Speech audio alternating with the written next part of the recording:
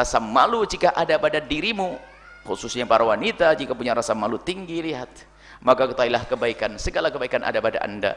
Kemarin kita bicara dengan anak-anak putri kita, Budara ya malu, jangan biasa mengangkat suara. Fala takhdu'na bil qawli fayatma'alladzi fi qalbihi maradun. Kalau ngomong kepada orang laki-laki, jangan ganjen-ganjen deh, jangan ngendesah-desah, jangan kemenyek-kemenyek itu. Bahkan ini kalau kemenyek, tahu ya, kemenyek itu bahasa istimewa, bahasa Jepang itu. Nah, paham orang Jawa Timur yang ngerti itu ya. Jadi kalau bicara ya jangan, tapi dengan suamimu super kemenyek boleh, super ganjen boleh dengan suami, dengan orang lain ngomong ya Masya Allah. Ini nggak boleh, menjadi haram kita mendengarnya. Biarpun semula mendengar suara perempuan, madhab kita Imam Syafi'i bukan aurat di saat suara wajar. Tapi kalau sudah suaranya disah-desahkan, diganjin-ganjinin, nggak boleh dengar kita, nggak boleh. Dan kita ingin tanamkan anak kita punya rasa malu. Jangan biasa mengangkat suara di depan kaum pria. Kemudian juga kalau pengen mengukur kemuliaanmu, wahai anak-anak putriku, teman, dan ibu apa wanita, ibunda dan saudara-saudari, kalau anda sudah betul-betul merasa risih di saat dipandang oleh kaum pria, maka rasa malu ada pada anda. Anda risih kalau ada orang melihat, ngapain dia lihat saya, pengen lempar pakai sepatu, biarpun tidak dilempar beneran, pokoknya anda risih, sedih. Tapi naudzubillah, katanya rajin ngaji, solehah, tahajudan, kalau lewat laki-laki pasti dibasah-basahin bibirnya kek, atau minyaknya langsung diambil, macam-macam ya. Rendah itu perempuan, tidak ada nilainya, itu rendah. Perempuan harus punya wibawa, malu, punya rasa malu. Dilihat lagu laki-laki, ngapain dia merhatikan saja. Dan sangat berbeda pendidikan yang diajarkan Allah dan Rasulnya dan pendidikan kafir. Pendidikan kafir pamer tuh, tonjolin tuh auratmu tuh, tampakin tuh biar terpesona, biar semua mengagumi kamu begini, hingga hanya untuk dinikmati oleh semua orang, karena memang bukan, nggak ada privasi, nggak ada yang istimewa lagi, sehingga siapapun boleh melihatnya ya, bersentuhan boleh ya. Sementara orang yang sesuatu yang mulia pun akan dijaga. Sebenarnya menjaga ini adalah tradisi atau kesadaran semua orang. Dikisahkan bahwa ratu di negeri kafir sana, ratu apa gitu di Inggris atau apa itu nggak mudah salaman sama orang. Karena apa? Harus terjaga dong, masa semua orang disalamin, ya kan? Apakah boleh semua orang salaman? Ya nggak boleh. Karena apa? Terjaga dia.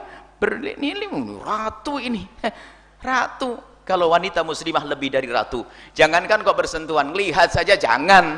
Kullil mu'minina yaghuddu min absarihim, lebih mulia ada daripada seorang ratu.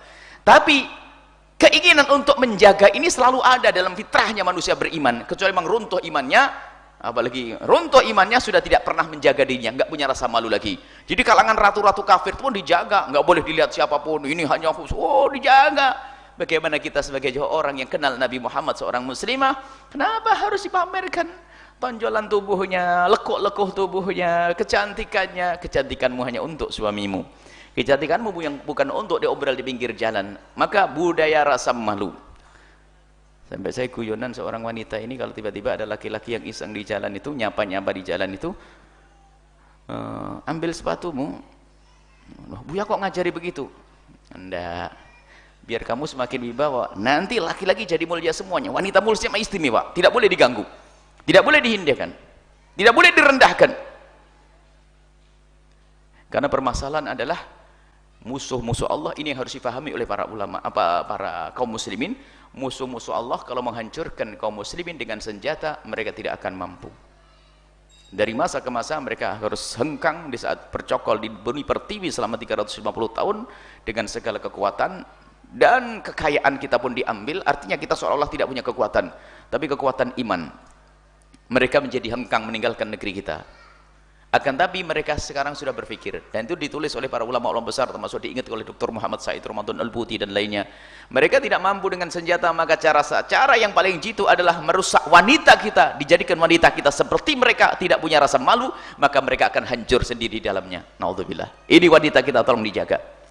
Anda punya anak putri, tanggung jawab di hadapan Allah. Anda punya istri, tanggung jawab di hadapan Allah. Musuh-musuh Allah akan menghancurkan umat Islam adalah dengan wanitanya. Sehingga wanitanya mengikuti gaya hidup mereka, pamer kecantikan, sampai wanitanya adalah wanita rendah yang nilainya hanya materi saja.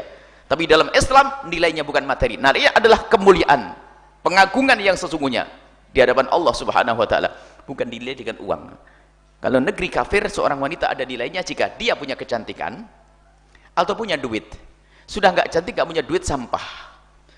Tapi dalam Islam tidak, tetap dimuliakan. Kalau dia seorang ibu, anaknya harus menghormati dan berbakti kepadanya. Seorang suami berbuat dolim dihukum oleh Allah. Kan enak, yang menghukum bukan main-main, bukan sekedar pak polisi saja. Allah akan menghukum nanti.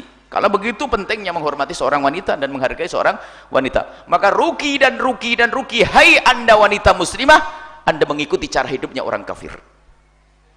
Anda rugi, berarti anda tidak bisa menghargai diri anda sendiri, anda merendahkan diri anda sendiri, maka ketahuilah anda akan rugi di dunia dan di akhirat. Maka berpeganglah dengan ajaran Nabi SAW, muliakan dirimu, engkau adalah mulia, dimuliakan oleh zat yang maha mulia Allah. Nabi mulia mengajari kemuliaan, para ulama pun mendidik kemuliaan. Maka sadar semuanya ini demi dirimu wahai wanita, anda harus mulia.